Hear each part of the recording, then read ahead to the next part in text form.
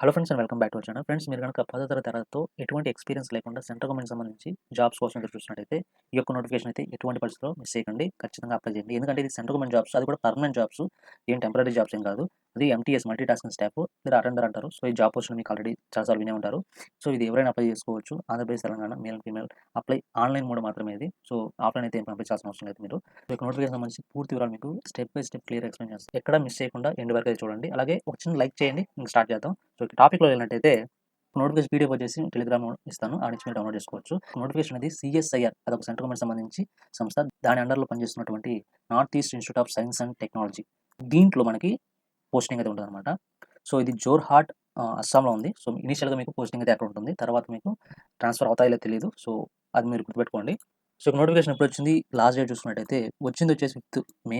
అలాగే last date వచ్చేసి next month June 4థ్ వరకు మీకు టైం ఉంది కాబట్టి ఎక్కడ మీరు మర్చిపోకుండా ఖచ్చితంగా అయితే అప్లై చేసుకోండి. సో చాలా టైం అయితే ఉంది మీకు. సో నెక్స్ట్ డీటెయిల్స్‌లోకి వెళ్ళినట్టయితే ఎంటీఎస్ మల్టీ టాస్కింగ్ స్టాఫ్. ఎన్ని పోస్టులు ఉన్నాయంటే గనుక ఇక్కడ టోటల్ 9 పోస్టులు. ఇక్కడ కేటగిరీ వైస్ చూసినట్టయితే యూఆర్ అంటే ఎవరైనా అప్లై చేసుకోవచ్చు, 4 ఉన్నాయి. ఈడబ్ల్యూఎస్ ఎకనామికల్లీ వీకర్ సెక్షన్స్ ఒకటుంది. ఓబీసీ నాన్ క్రిమిలియర్ ఇది 2 ఉన్నాయి. ఎస్సీ, ఎస్టీకి ఒకటుంది.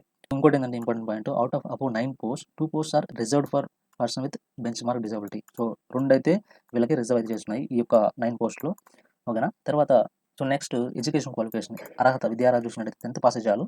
ఇంకేం అవసరం లేదు. ఇది డిజైరబుల్ మాత్రమే. ఇంటర్మీడియట్ అనేది అది పాస్ అయ్యారా అప్లై చేసుకోండి అంతే.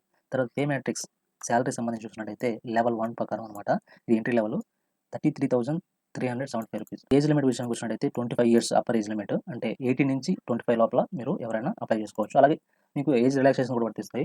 అకార్డింగ్ టు గవర్నమెంట్ రూల్స్ ప్రకారం 3 ఇయర్స్ ఓబీసీకి, 5 ఇయర్స్ ఎస్సీ ఎస్టీకి, అలాగే పీడబ్ల్యూడీకి వచ్చేసి 10 ఇయర్స్, అలాగే దాంట్లో ఎస్సీ అయితే మీకు 15 ఇయర్స్ ఉంటుంది. ఓకేనా. ఇందులోనే మనకి డ్రైవర్ నాన్ టెక్నికల్ పోస్ట్ అని ఒక పోస్ట్ ఉందన్నమాట. సో మొత్తం ఇది నోటిఫికేషన్ అంతా కూడా ఎంటీఎస్ఏ, కాకపోతే ఒక పోస్ట్ అనేది డ్రైవర్కి ఉంది. సో ఇదైతే మనమైతే డిస్కస్ చేయట్లేదు. ఎంటీఎస్ మాత్రమే చూస్తాము. ఓకేనా. సో ఎంటీఎస్ సంబంధించి వర్క్ డీటెయిల్స్ చూసినట్టయితే physical maintenance of records and sections, general cleanse, ఇవన్నీ కూడా మీకు తెలిసిందే, అన్నీ కూడా మీరు ఆల్రెడీ చూసే ఉంటారు. అంటే ఫోటోకాపీ అంటే జెరాక్స్ సంబంధించి, opening and closing of sections, preparation of supply of tea, coffee, so ఇలాంటివి అనమాట. సో అటెండర్ లెవెల్ జాబ్స్ అనమాట ఇవి. ఓకేనా. అలాగే ఐటీఎస్ సంబంధించి కూడా కొన్ని వర్క్స్ ఉంటాయి. అవి కూడా మీరు చేయాల్సి ఉంటుంది. Plumbing, carpentry, electrical systems. So ఇక్కడ బేసిక్ రిపేర్స్ సంబంధించి మీరు అసిస్ట్ కూడా చేయాల్సి ఉంటుంది. ఓకేనా. క్లియర్‌గా చదువుకోండి అవన్నీ కూడా. డ్రైవర్ సంబంధించి ఏం డీటెయిల్స్ ఉంటాయి అవి ఇవి.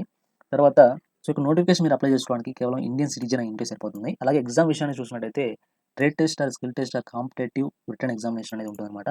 అది వాళ్ళే డిసైడ్ చేస్తారు. ఫస్ట్ స్క్రీనింగ్ చేసి మీరు అప్లికేషన్ పెడతారు కదా, అవన్నీ కూడా వాళ్ళు చూసి వెరిఫై చేసి తర్వాత బేస్ ఎంతమంది వస్తుందో దాన్ని బట్టి బేస్ చేసుకొని ఎగ్జామ్ అయితే కండక్ట్ చేయడం జరుగుతుంది. ఓకేనా. దాన్ని మెరిట్లో తీసుకొని వాళ్ళు సెలక్షన్ అయితే చేస్తారనమాట. ఓకేనా. సో ఎగ్జామ్ సంబంధించి అయితే వాళ్ళు ప్యాటర్న్ గానీ, ఎగ్జామ్ ఎలా ఉంటుంది, సిలబస్ ఏంది అనేది ఏ ఇన్ఫర్మేషన్ కూడా ఈ యొక్క నోటిఫికేషన్ అయితే ఇవ్వలేదు. ఫర్దర్ వాళ్ళు అప్డేట్ అయితే చేస్తారు వాళ్ళ వెబ్‌సైట్‌లో. అప్పుడప్పుడు మీరు చెక్ చేసుకుంటూ ఉండాలనమాట. సో అది కూడా చెప్తాను మీకు. అలాగే ఓబీసీ సంబంధించిన వాళ్ళు ఓబీసీ నాన్ క్రిమిలేయర్ మాత్రమే మీరు అప్లోడ్ చేయాల్సి ఉంటుంది. మీరు అప్లై చేసేటప్పుడు మీరు కొన్ని డాక్యుమెంట్స్ అనేవి ముందుగా మీరు పీడీఎఫ్‌లో పెట్టేసుకోనండి. సో తర్వాత మీరు అప్లై చేసినప్పుడు ఈజీగా ఉంటుందన్నమాట. సో ఓబీసీ వాళ్ళైతే లేటెస్ట్‌దే ఇక్కడ వాళ్ళు ఇవ్వమని చెప్తున్నారన్నమాట. ఓకేనా. నాన్ క్రిమిలేయర్ కాదు, నాన్ క్రిమిలేయర్. అంటే మీరు 25 సంవత్సరాలు ఉన్నారనుకోండి, 3 ఇయర్స్ మీకు ఎక్స్‌ట్రా 25 పైన. సో ఫర్ ఎగ్జాంపుల్ మీరు 25 పైన ఉన్నారనుకోండి వయసు. ఇక్కడ 25 వరకే కాబట్టి రిలాక్సేషన్ మీరు అప్లై చేసుకోవచ్చు. అంటే రిలాక్సేషన్ మీకు వర్తించాలంటే ఓబీసీ నాన్ క్రిమిలేయర్ మీరు పెట్టుకొని అప్లోడ్ చేసినట్టు 3 ఇయర్స్ వరకు మీరు అంటే 28 వరకు వస్తుంది కాబట్టి అప్పుడు మీరు అప్లై చేసుకోవచ్చు. అదే క్రిమిలేయర్ అయితే మీరు ఇక్కడ ఇన్ఎలిజిబుల్ అవుతారు. సో అది మీరు గుర్తుపెట్టుకోండి. లేదంటే మీరు యూఆర్‌లోకి అప్లై చేసుకోవచ్చు. అదే మీరు అప్లై చేసేటప్పుడు అన్ని డాక్యుమెంట్స్ కూడా అంటే సిగ్నేచర్ అవన్నీ కూడా ఫోటో తీసుకొని పీడీఎఫ్ రూపంలో పెట్టుకొని ఉండండి. ఓకేనా. చెప్తాను అవన్నీ కూడా మీకు. ఓకేనా. నెక్స్ట్ అప్లికేషన్ ఫీ విషయానికి వచ్చినట్టయితే 500 రూపీస్ అయితే ఎస్‌బీఐ కలెక్ట్ ద్వారా మీరు పే చేయాల్సి ఉంటుంది. అప్లై చేసుకునే టైంలోనే అదే ప్రాసెస్‌లోనే మీకు ఇది వస్తుందన్నమాట. సో అక్కడ మీరు పే చేయాల్సి ఉంటుంది. ఇక్కడ ఓబీసీ, జనరల్, ఈడబ్ల్యూఎస్ వీళ్ళు 500 రూపీస్ అయితే పే చేయాల్సి ఉంటుంది. రిమైనింగ్ పర్సన్స్ కేటగిరీస్ సంబంధించి చూసినట్టయితే SC, ST, person with disability, benchmark disability, EMS, women, CSIR employees వీళ్ళందరికీ ఎగ్జామినేషన్ ఫీ అనేది, అప్లికేషన్ ఫీ అనేది లేదు. ఓకేనా. అది గుర్తుపెట్టుకోండి. ఎలా అప్లై చేయాలంటే గనక ఇది అఫీషియల్ వెబ్‌సైట్ అనమాట. ఇక్కడ నుంచి మీరు క్లిక్ చేసినట్టయితే దీనిలోకి వస్తారు. సో ఇది ఫస్ట్ మీకు ఇలా ఉండదనమాట. హోమ్ పేజ్ వస్తుంది. దాని తర్వాత మీరు కెరియర్‌లోకి వెళ్లి ఇక్కడ నోటిఫికేషన్ క్లిక్ చేసినట్టయితే ఈ పేజ్ అయితే వస్తుందనమాట. ఇక్కడ నుంచి మీరు చూసుకోవచ్చు. ఇది అడ్వర్టైజ్‌మెంట్, మల్టీ టాస్కింగ్ స్టాఫ్, అలాగే డ్రైవర్ ఒక పోస్ట్ అని చెప్పాను కదా, దాంట్లో ఇన్క్లూడ్ చేసి ఇక్కడ మీకు చూపిస్తుంది. అప్లై మీద క్లిక్ చేయండి. క్లిక్ చేసినట్టయితే ఇలా వస్తుందనమాట ఇంకో పేజ్. ఇక్కడ నుంచి మీరు అప్లై చేయాల్సి ఉంటుందన్నమాట. అప్లై మీద క్లిక్ చేయండి. తర్వాత ఇక్కడ మీకు ఇన్‌స్ట్రక్షన్స్ ఇస్తారు. ఇవన్నీ కూడా క్లియర్‌గా చదువుకోండి. ఓకేనా? దీని గురించి నేను చెప్తాను ఇప్పుడే మీకు. తర్వాత ఇక్కడ మీరు చూసినట్టయితే ఇది వెబ్‌సైట్ అనమాట. సో, ఎప్పటి నుంచి ఎప్పటి వరకు అప్లై చేయాలని చెప్పేసి మీకు ఇందాక స్టార్టింగ్‌లో చెప్పాను కదా! అలాగే టైమింగ్ కూడా వాళ్ళు మెన్షన్ చేశారు. ఇక్కడ మీరు చూసుకోవచ్చు. సో, మే 5 నుంచి 8:30 ఏఎం నుంచి అలాగే జూన్ 4 5 పీఎం లోపల క్లోజ్ అవుతుంది. సో, చాలామంది 11 వరకు అనుకుంటారు. సో, 5 పీఎం లోపల డేట్ అలాగే టైం కూడా మెన్షన్ చేశారు కాబట్టి సో, దీని లోపల మీరు అప్లై చేయండి. ఓకేనా? లాస్ట్ వరకు ఇది మీరు వేచి ఉండొద్దు. ఈ లోపలే అప్లై చేసుకోండి. అప్లై చేసుకునే వాళ్ళు. నెక్స్ట్ ఏం చెప్తున్నారు? Candidates are advised to go through all the instructions. ఖచ్చితంగా మీరు ఇన్‌స్ట్రక్షన్స్ అనేది చదువుకోండి. ఓకేనా? ఇన్‌కేస్ మీరు డ్రైవర్‌కి కూడా అప్లై చేసుకుంటే సెపరేట్‌గా అప్లై చేసుకోవాల్సి ఉంటుంది. ఓకేనా? రూ. 500 అయితే పే చేయాల్సి ఉంటుంది.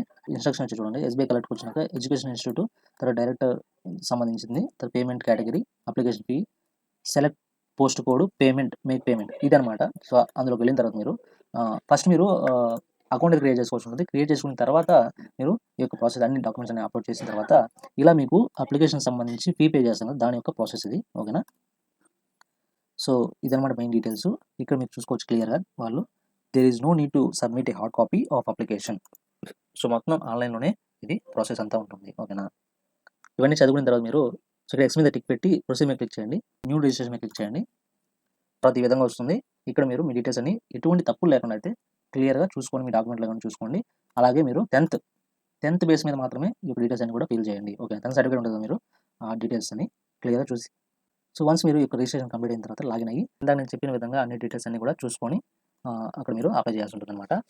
అప్లికేషన్ ఫీ వచ్చేసి రూ. 500. వీడియో సంబంధించి ఇంకేమైనా డౌట్ ఉంటే గనక కామెంట్ సెక్షన్‌లో కామెంట్ చేయండి. ఖచ్చితంగా తెలియజేస్తాను. టెలిగ్రామ్‌లో ఫాలో అవ్వండి. సో, ఫర్దర్ అప్డేట్స్ కోసం